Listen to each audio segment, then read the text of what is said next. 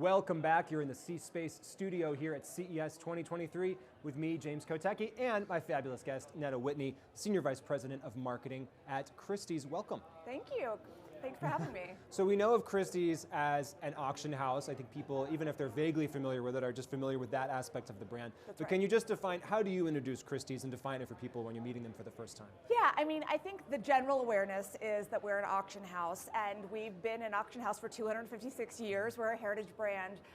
But I think, you know, we do so many more categories than fine art, which is what we're typically known for. We do luxury, we've sold dinosaurs in the last year, we sell rare books. Presumably the bones, not the living kind, right, right? Yes, the bones. I don't know what Christies is doing these days. Yeah. We sell rare books and manuscripts, we Yep. sell NFTs, we sell all manner of kind of what you would quantify as luxury goods.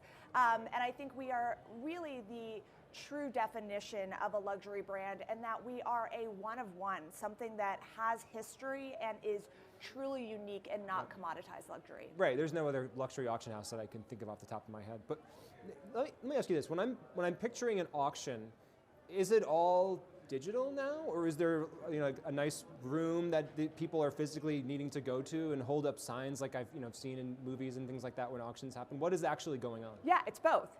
So a little bit less than half of our auctions are held online, and our clients are really open to that format. And I think post-pandemic, like almost every brand, we had to accelerate our digital transformation. And we had already been holding online auctions, but I think in a post-COVID world, a lot of clients are really comfortable participating in an online format. But like you mentioned, we still have a room where people hold up their paddles and bid in person. And when you're buying objects that can range anywhere from tens of thousands to hundreds of millions, I think oftentimes people want to come in person and see the objects and then would like to participate, especially in some of our marquee evening sales, in that in-person experience. Is it a way that people have fun? Like, is it fun for people to do that? Or maybe it's very high stress because they really want to buy it? It's a little bit of both. Okay. I mean, I've never personally raised my paddle for a couple $1 million, but I can imagine it being high stress, but there definitely is a vibe and an energy in the room. Do you foresee, clearly this band has been around a long time, probably be around a lot longer, but do you see physical auctions being a permanent fixture of this brand? Could we one day be talking about doing these auctions in the metaverse and now you don't need to physically go there because you can see with very precise fidelity exactly what this thing looks like? You can even hold it using haptics or something. I'm just kind of imagining some future state. I think we'll always see some sort of physical version. I just think with the level of rarity and preciousness of these objects, people will always have a want for that to be in person. That being said, we already use AR technology so that people can place huge sculptures in situ to see what they look like. We already use VR technology so that you can go into a room where a collection might have been housed and see what it looked like. So we are very comfortable with those types of evolutions of technology. We're at CES and we've seen like the most cutting edge of metaverse technology. It is nowhere near the level of fidelity that you would need for fine art. So we've got a ways to go before you're speaking of some of those things that you've said. If it works, we are a brand that is completely open to putting pieces there, but with something that needs to be in such fine resolution, it needs to make sense. So tell me about, because you're Christies and you said you're one of one, you have a lot of, I'm sure, unique insights and data in a sense about the markets that you're playing in. So tell me what 2022 was like and what those trends point to for 2023. Yeah. 2022 was our best year in 256 years. We sold Congratulations. Thank you. We sold $8.4 billion and one of the best year for collections. So we sold the top 3 collections globally. One of those was the collection of Paul Allen, former founder of Microsoft. And it was the most expensive collection ever brought to market. We sold the most expensive painting in the 20th century with Marilyn Monroe's Shot Sage Marilyn by Andy Warhol. We sold the most expensive painting ever to come to, photograph ever to come to auction with Man Ray. So it was a lot of firsts in the market. And it also was interesting from a demographic perspective. So we had more millennials than we've ever had before transact with us.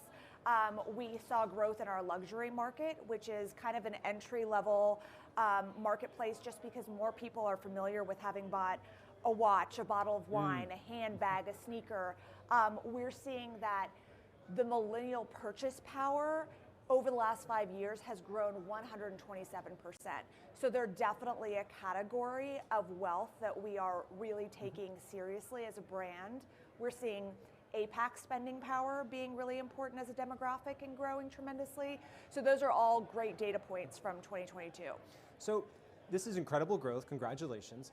And yet, I can't help but wonder, we're entering into this era of Web3 where people talk about decentralization, where people talk about cutting out the middleman, where people talk about trustless, permissionless societies.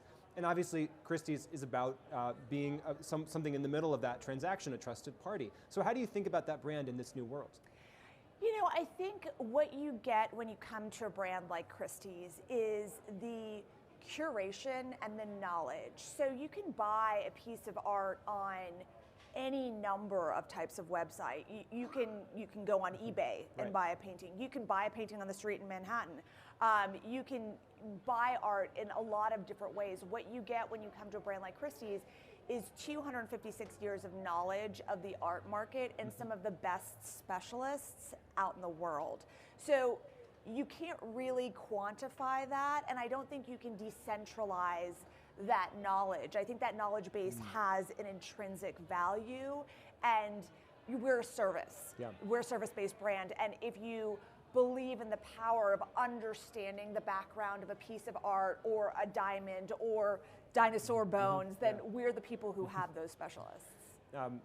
Christies, I think in 2021, did the first NFT auction, so obviously you're in NFTs. Is there a line or a clear demarcation of like something that Christies wouldn't do? Because obviously you're doing this wide range of stuff. What's the threshold for what is a Christies thing to auction? Yeah, I think we get asked that question a lot, especially when NFTs came and people were like, why are you guys doing this? And what we are not is an arbiter of what art is, right? That's not a decision I think anyone is allowed to and should make. What we do is we follow the signs of the market and culture and clients. So what we saw is there was a groundswell of digital art and digital artists and people that were passionate about that. And we spent a lot of time researching the trends in that area and finding with our first NFT, it was actually technically our second NFT sale, but the first major one that broke through with people researching an artist who had, you know, done the due diligence of creating artwork every day for 5 years and putting that artwork out in the society and having people in the community react to it. And we said, like, this is something that's kind of undeniable. We've sold performance art. We've sold all manner of art. And I think as long as there is a cultural groundswell of people who believe in it and who have an appetite for it and that we feel confident around that, we will always experiment with selling that. Interesting. So what are you excited about for 2023?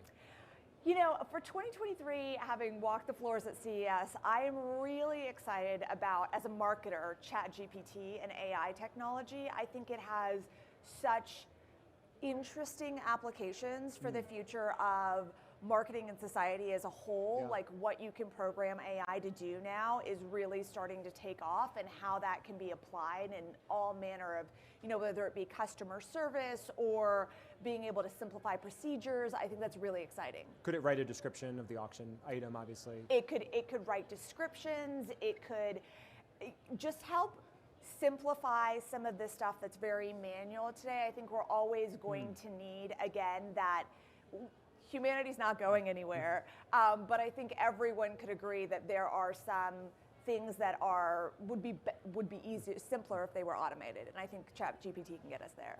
Wow, so many exciting things to talk about. Thank you for bringing your insights and knowledge to us, Neda Whitney of Christies. Thanks so much. Absolutely, my pleasure. And thank you so much for watching the C Space Studio here at CES 2023. Keep it right here. I'm James Kotecki, and more great conversations are just ahead.